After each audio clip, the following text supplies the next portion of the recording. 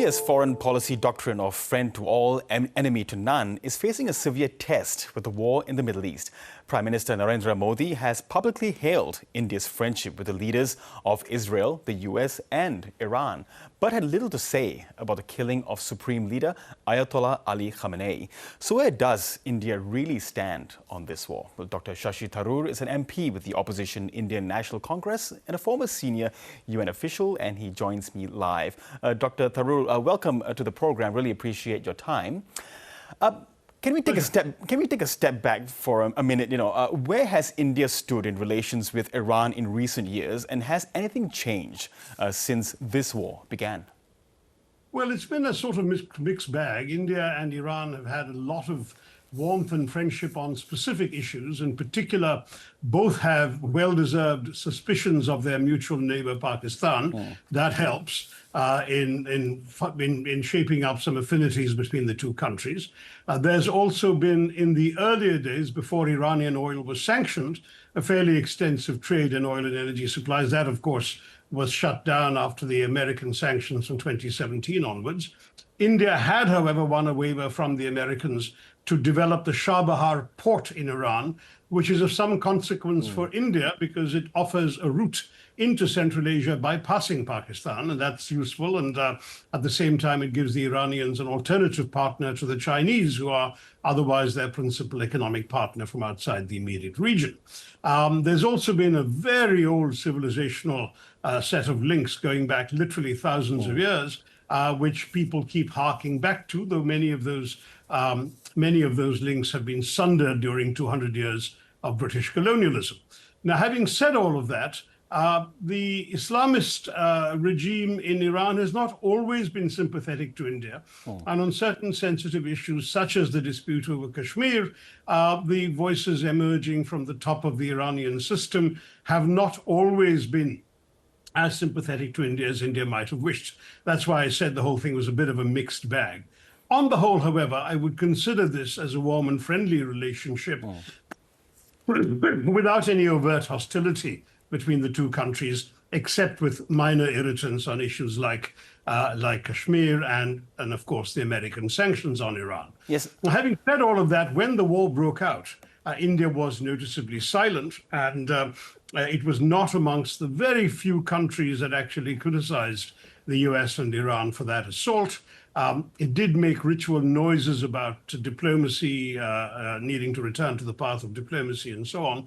But when, on the first day of the conflict, the supreme leader, Ayatollah Khamenei, was killed, India was startlingly silent. And that I say startlingly because when earlier, a year or a bit more than a year ago, almost 2 years ago, the previous president of Iran, President Raisi, was killed in a helicopter crash, there was an immediate expression of condolences to the Iranian government and people. And one might have expected that the death of the supreme leader would warrant that. In the end, when the Iranian embassy opened a condolence book in Delhi at the embassy, the Indian foreign secretary, that is a senior civil servant in the foreign ministry, went to sign the book and express condolences. But that's been about the extent of it. On the other hand, India has been quick to condemn Iranian attacks on the Arab states, where India has perhaps more considerable economic and trade and people-to-people interests. And it has also joined co-sponsoring the UN resolution against the Iranian assaults on Arab countries. So if you take the overall balance, I would imagine that the Iranians will feel that India has not been particularly friendly to it in this particular conflict. Yes, and what then, where then will relations now head to? I mean, is India perhaps tilting its sort of foreign policy balance more towards the US and Israel, perhaps compromising a little bit of those relations with Iran? Well, India has not explicitly in any shape or form endorsed the assault on Iran. It's been very careful not to do that. And in fact, it has been increasingly calling for de-escalation and diplomacy. So to that degree, it's not giving any particular endorsement to the attack. And in fact, frankly, nobody in India really believes that the attack on Iran is consistent with international law or with any of the arguments that might have been adduced in favor of an attack not sanctioned by the UN Security Council. For example, a case was briefly made for preemptive self-defense, but it collapsed when the Omani negotiators indicated that Iran had already agreed to the negotiating table not to go ahead with further enrichment, to maintain zero stockpiles, and not to have a nuclear bomb. So that being the case, there was really no case anymore for preemptive self-defense either. What would India do? India, I'd say, in as much as there is a choice in the region on both sides of the Gulf, its choice is with the Arab countries. It has over $200 billion of trade with those countries in the Gulf. It has 9 million of its citizens living and working there who are a major source of remittances. There's cooperation on national security issues, intelligence sharing. There's investment coming in from the wealthier Gulf countries. And of course, there's oil and energy security at stake. So in the longer term, India's bed is laid, as it were, is made, I beg your pardon, on the Arab side of the Gulf. But it would like to preserve good relations with Iran as well, particularly with regard to the closer portions of the subcontinent, namely Pakistan and Afghanistan, where Iran and India have often found themselves on the same side. And in those circumstances, it wouldn't want to burn any bridges with the Iranians permanently. I think it would be very relieved if this war finished sooner rather than later and would get on to repairing bridges with the surviving Iranian government. Yes, I do wonder, Dr. Tharoor, what you make of the U.S. overall aims, that is, to dismantle the regime, to enact regime change, even from afar? Well, the goalposts keep moving, don't they, Girish? If you look at the statements that have emerged out of Washington and Tel Aviv, the first day there was talk of regime change. The second day they appealed to the people of Iran to rise up on the streets and take control of their government. That talk died down pretty quickly when it became apparent that not only wasn't that happening, but if anything, the people were rallying around their own flag. On top of that, the fact that the Iranian regime has survived with no particularly visible internal challenge has meant that they are going to have to live with some sort of version of the continuing system. President Trump made some statement about how Mujtaba Khamenei would be unacceptable to him, but it's no longer clear that he has much of a say in who's going to be acceptable to him in Tehran. And I think his more recent statements about having run out of targets to bomb in Iran suggest that the Americans are foundering now for an exit rationale. My own view is that this is a good moment for neutral countries to step forward and give both countries a ladder to climb down from so they don't go on this futile conflict that has caused a great deal of distress to countries that have nothing to do with this conflict.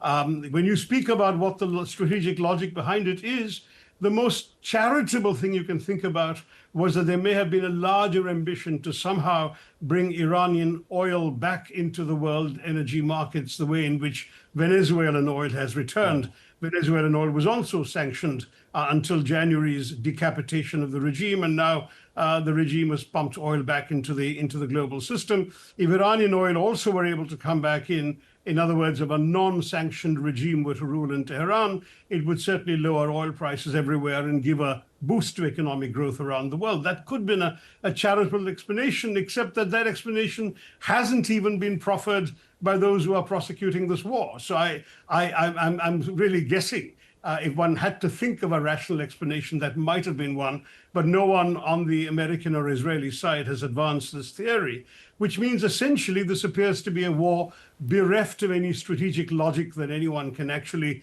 explain, defend, or attach themselves to. Yeah, well, speaking of rationale, I mean, Donald Trump came out and said that India, he's got his permission to purchase oil from Russia to cover up the gaps of, the lack of oil and energy coming through the Gulf. Does India need Donald Trump's permission? And this is a bit of an embarrassing statement for Donald Trump to have made of India, to put it in that sort of a position. Right. Well, no sovereign state needs anybody else's permission. The issue really isn't that. It's that the Americans had sanctioned every company buying Russian oil, which meant that those Indian companies running these immense refineries, the largest refinery in the world is on the western coast of India, in Jamnagar. I mean, those companies would have been reluctant to buy Russian oil if it meant that they would be sanctioned and would no longer be able to enter world markets with their products. So it's the capacity for America to sanction Indian companies and their decision to waive that sanction that constitutes the permission you're asking about. It's not a government giving a government permission. We don't need permission from anybody, but it's rather that those companies will now breathe easy knowing that they will not and cannot be punished for purchasing Russian oil while the war goes on. And I think there's been a 30-day waiver announced, because that means that they can then say they were doing something that was acceptable under American sanctions legislation. Yes. Was India, on another matter, was India caught off guard by that submarine strike, the US strike on that Iranian ship off Sri Lanka, because India was conducting joint exercises with the IRIS Dana warship? The exercises were over and the ship had left Indian territorial waters, but obviously India was caught by surprise. And I think the politest word one can use it was discourtesy to do that to them. They were not a warship, really. They were a bunch of unarmed cadets, many in their late teens and early 20s, who had just been, photographed visiting the Taj Mahal the day before they met their watery end. It was a somewhat tragic human story. Another ship was crippled, and that was allowed to dock in an Indian port, Kochi, and the sailors have been disembarked and are enjoying refuge in India. And a third Iranian ship has similarly been given refuge in Colombo, Sri Lanka. So one of the three ships, unfortunately, met a tragic end. Yes, I don't think it was a very good thing to do. And in any case, even if America considered itself at war with Iran and sank that ship, the conventional thing to do then is for the submarine to surface and rescue the floating survivors. No such rescue appears to have been attempted. Yeah, so, should Washington though have informed New Delhi about the strike before it happened, and even after, because there was very little communication happening there? I think in legal and diplomatic terms, any such obligation would cease on the high seas. Technically, the tragedy, the attack happened in international waters, and therefore there would not normally be anything. I mean, the fact is, the ship had been in the area because of an invitation from India, and had left India to sail back home.